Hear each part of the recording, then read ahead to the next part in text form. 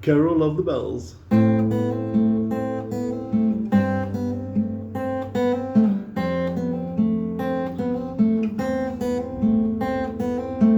Now I'm sure you recognize that from the Christmas carols. It's a really pretty piece, it's got a lot of repetition. It's a very nice, quick study as well. So it's not a long song, it's more like a repetitive theme. And we're going to take you step by step through the basics you need to play it. Not the entire, but the basics. Nice finger training exercise. Now we're going to have to make sure you've got a copy of the PDF. It's got part 1, 2, and 3 written down there. I'm going to walk you through parts 1, 2, and 3 slowly but surely. And let's go with part number 1. And if you need the PDF, just drop me a WhatsApp. I'll be happy to send it to you. But first of all, let's see what our fretting hand is doing.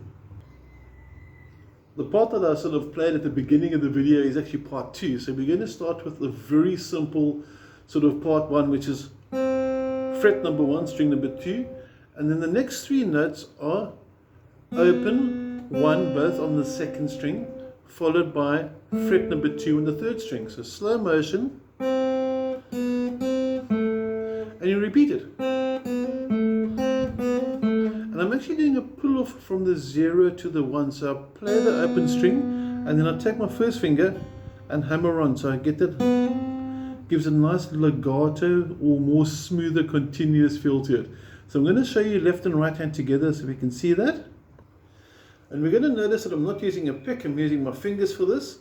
And I'm starting with my first finger for the first fret on the second string. And then I bring him up like that onto the ending on the third string, second fret. So one more time. 1, 2, 3, 4. Simple as that. That's part 1. Now part 2, you're going to notice that that theme that is continuous, but there's a bass line that goes through the piece in the background against that group of notes we played. So if you put it together, you can hear the bass note there.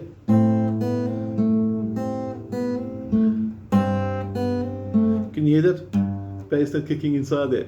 Now to play the bass note, I'm using the thumb, so I'm going to focus just a bit closer now onto my picking hand. And we got our thumb resting on the 5th string, so I'm going to play the first bar only now. So I'm using a combination of my thumb for the 5th string, and I'm using my middle finger for the 2nd string, and then I'm going to bring my first finger down for the 3rd string. So slow motion, playing the 0 and the 1 together, strings 5 and 2 simultaneously, playing the open string by itself. You can see I didn't pick that 1. There's a hammer on for the last note, and then my first finger comes in for string number 3, fret number 2. One more time. 2, 3, 4. And then you repeat it, but without the bass note. So it's going to go. Simple as that.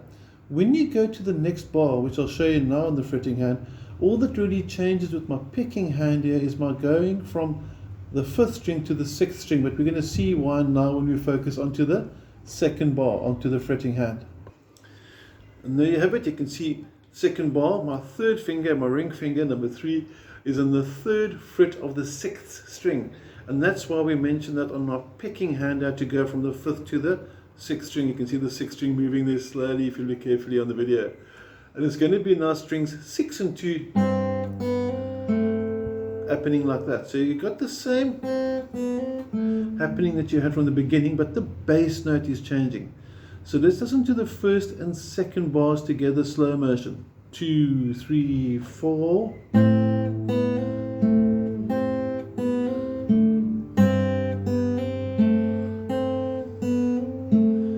And then for the 3rd bar, you have to change hand completely. So you were over here, that's the 2nd bar, and then watch how my hand moves across to the 3rd bar to get that double 1. One more time. Small, quick change. And I'm starting off with the double 1, in other words strings 6 and 2. That will give me the double 1, the first 2 notes in the 3rd bar. And the same again, that, like I said, that's a repetitive theme running the whole way through. And the last one is super easy. It's just simply going to be the open 6th string along with the first one. So it's getting it like that. So it's a nice easy piece to play if you think about that. The only part that was a bit of a challenge at first for me was to go from the third bar to change to the first fret in the third bar like that. So super slow motion. I'm going to take you through left and right hand now, get a more of a front view of both hands. And here we go in slow motion. Watch the changes, watch the movement. Notice that my picking hand doesn't really do this, it's more of a finger. The hand itself and the palm stays quite stationary. Notice my thumb over here doesn't move too much, stays also quite stationary. And let's take it through. I'm going to count in, so if you want to play through with me, you can. 2, 3, 4.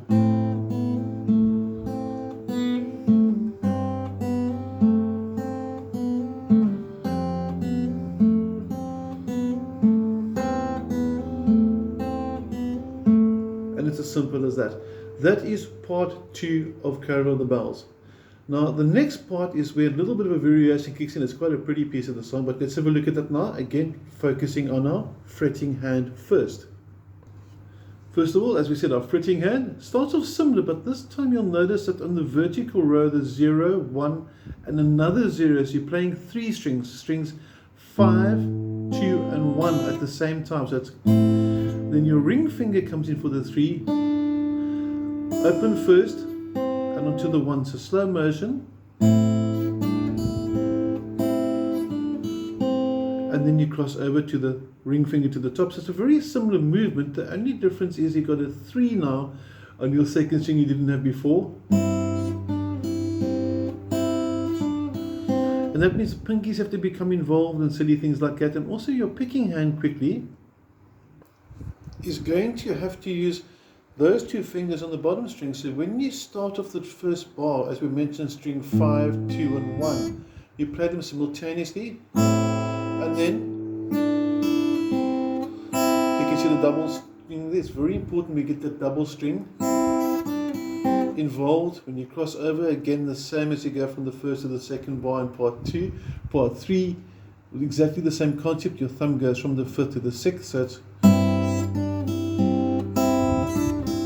same movement when you go to bar 3 as well. But I'm going to sit and show you the fretting hand as well, so you can see how the pinky has to suddenly become involved. This one's a little bit more sneaky, but it sounds pretty sweet. Okay, now I'm going to walk you through part 3. Like we said, we're starting off with finger 1, pretty much the same place as we did before. Ring finger comes in for the 3 and lifts up, so it's, then your ring finger has to go across, which means the pinky has to look after that 3. So it's, see the pinky kicking inside there? Then that same transition that we did in part 2, when you go from the second to the third bar, and there's the pinky kicking in again. So it's a bit of a stretch, I'm still busy learning it, so excuse the dead note. One more time. And you finish off with the open 6 string. And there you have it. Now there are a lot of other little lead phrases inside there. I'm not going to cover that inside the video. I just want to get the basic tune, the basic melody that everyone's going to recognize, and it's really good fun to play. And if you really would like to have a copy of the tab for the entire piece, drop me a WhatsApp or email me, and I'll be happy to support you with that and send it through. Okay, have an awesome Christmas. It's coming up soon, unless of course you're watching this after the 25th of December, and take care.